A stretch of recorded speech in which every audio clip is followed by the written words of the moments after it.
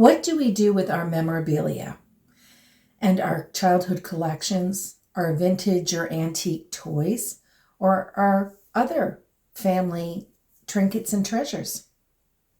1, we can keep it, display it in our homes. 2, we could give it away to somebody who might appreciate them. 3, unfortunately, some of that stuff's going to end up in the trash because nobody wants it except you. Or 4, you might have some stuff that's worth selling or not.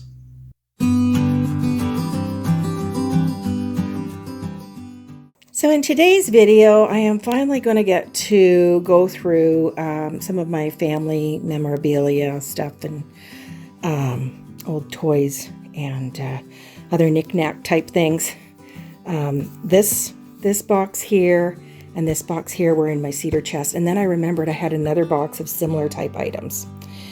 I had thought they were more separated into Mom's family and Dad's family, but I realized that's not really true. So anyway, that's that. This little doll thing was in here too, and the knitting pattern, I think, for Charlie's little outfit. That was Mom's doll. And here's an old knitting pattern. My brother and I used to have sweaters in that pattern, blue with white. I don't know, are they cats or dogs? Hard to tell. I think they look like little cats there. But anyway, I think I'm going to let that one go. I don't knit. Somebody might enjoy the vintage patterns. Same with these doll clothes things. My mom had made a few of the others for one of my baby dolls when I was a girl. And this was her doll, so I never played with this, but she had it appraised here. I don't know, it's got to be many years ago. Present value between $225 and $275. Now, a lot of times collectibles, they go up and down in value. They are only worth what someone is willing to pay for them. So that is one reason why sometimes people hang on to things, because they think they're worth something, and they may or may not be. But I'll get more into that further in the video. Right now, I just want to take everything out and assess what I have. My grandmother on my dad's side gave me this doll when I was about 10, I want to say. It was not her doll. I believe it had been given to her by my dad's cousin who had a junk store, or at the very least he was a junk collector in Hamilton, so she got all kinds of goodies. Not that she didn't have enough goodies already, special treasures and things. I've had her refinished. She's a reliable doll made in Canada.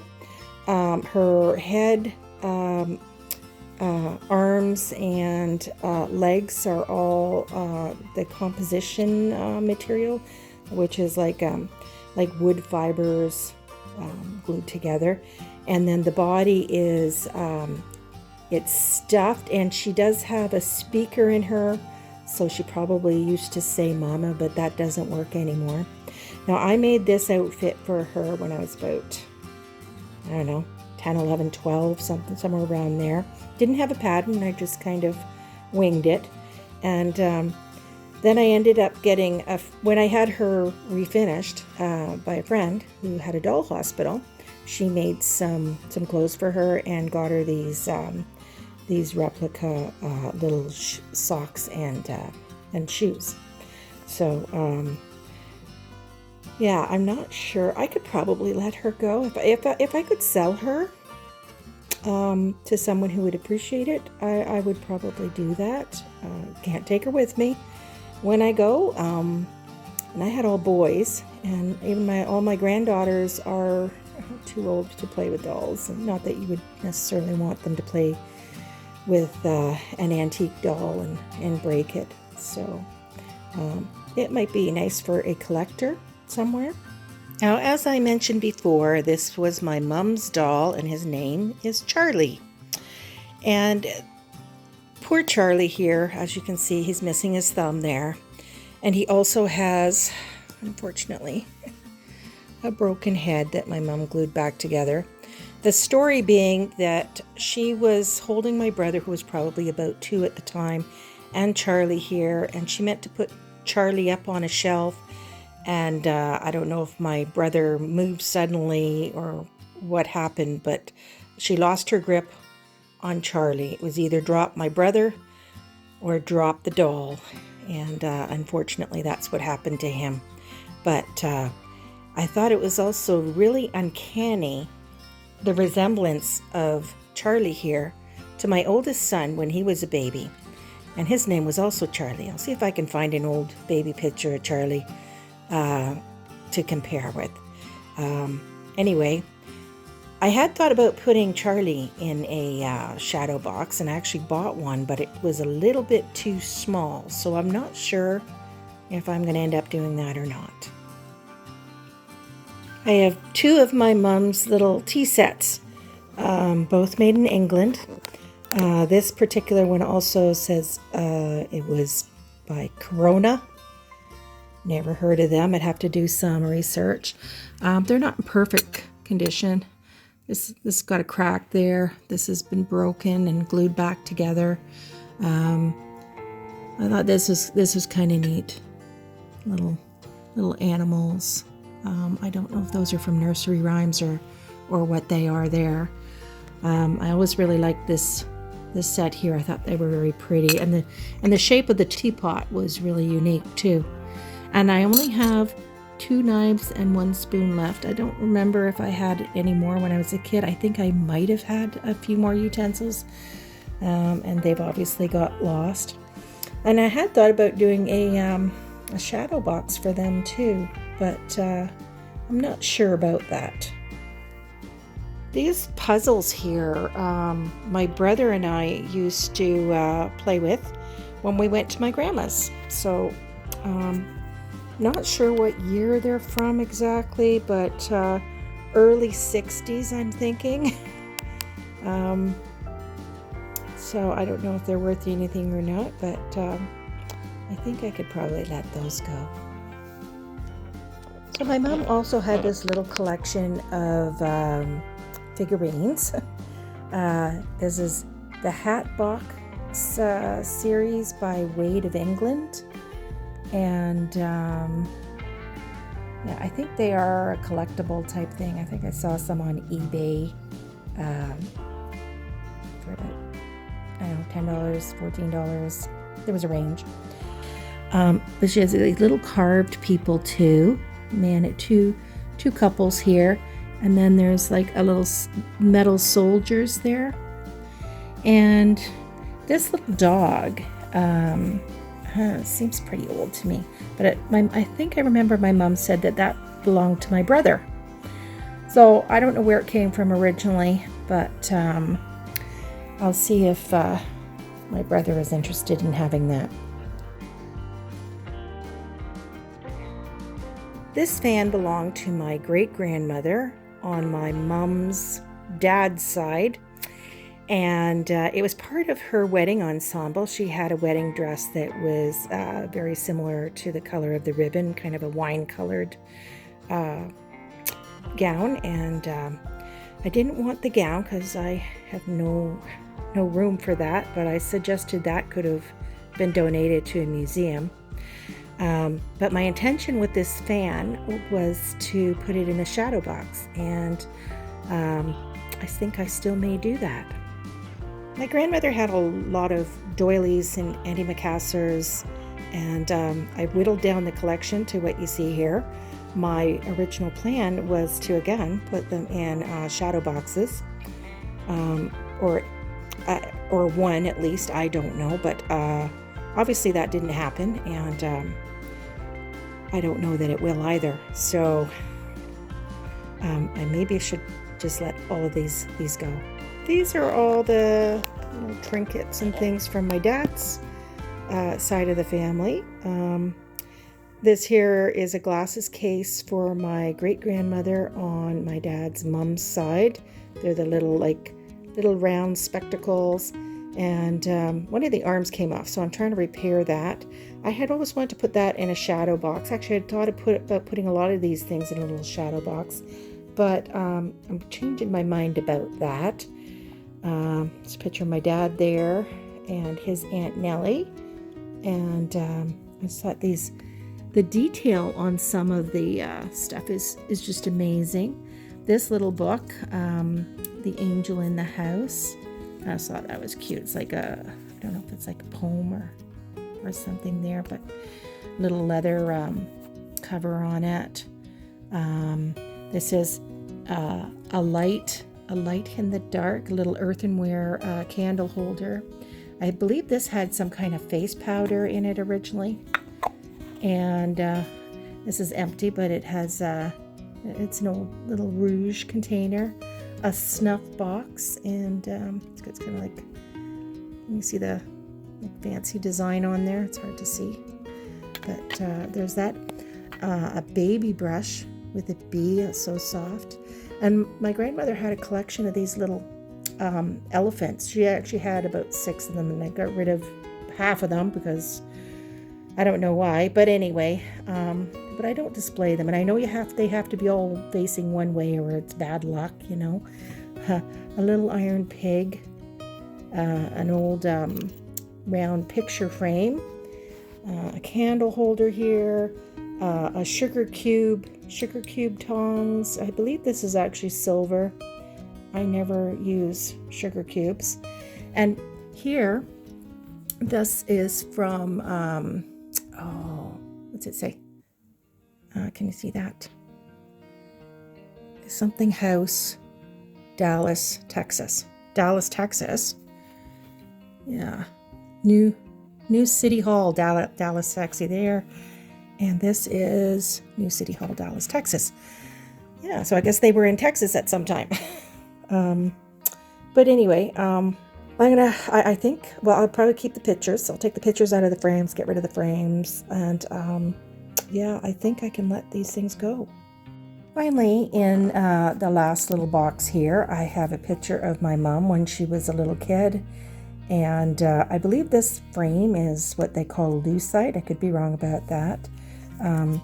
Unfortunately, the stand part of it's broken there, but I'm going to take the picture out of the frame, and I'll probably just get rid of the frame. And this here is a great treasure I found for my family history research. It is a birthday scripture textbook, and it's got pages where you could write in birthdays and things like that. So there's they've written in some deaths as well, going back to the 1800s. So that was great. And yeah, I'm going to put that with my family history stuff. I'm going to be tackling this memorabilia box next. I've got a bunch of different things in here. My stamp collection. I got some Queen's Silver Jubilee book and newspapers about the royal wedding and other things in there. Scrapbook stuff, Girl Guide badges. Yeah. Okay, all about me and pictures. So this is an assortment of stuff in here. So I finished going through all my memorabilia box, and I'm getting rid of most of it. Unfortunately, I don't think anybody's going to be interested in having my badge scarf, so I'll probably that'll probably end up in garbage. I don't know about the hat and everything. Probably I'll put it out in my yard sale, and if somebody wants it, they can have it. But I don't want to have it anymore. I will keep this one picture of me with my Girl Guide troop. So I put that in there with the this is what I'm keeping, basically. I got a few things from my first business, my first driver's exam, some newspaper articles, and when I won a car, and this little red book, All About Me. I think I did that when I was about 8. It's kind of interesting. I got a signed picture of Garth Brooks and another signed picture of Gord Diamond. He's a baseball player that is actually from the local area. And then just some other random things here and a few of my old sketches in my sketchbook. So I ripped out the blank pages of my sketchbook, and I'll probably use those up for, scrap paper at the very least. And I did find some stuff here to go in family stuff. And then I found this. It's a birthday party invitation to my best friend. She wasn't my best friend back then, but we knew each other forever.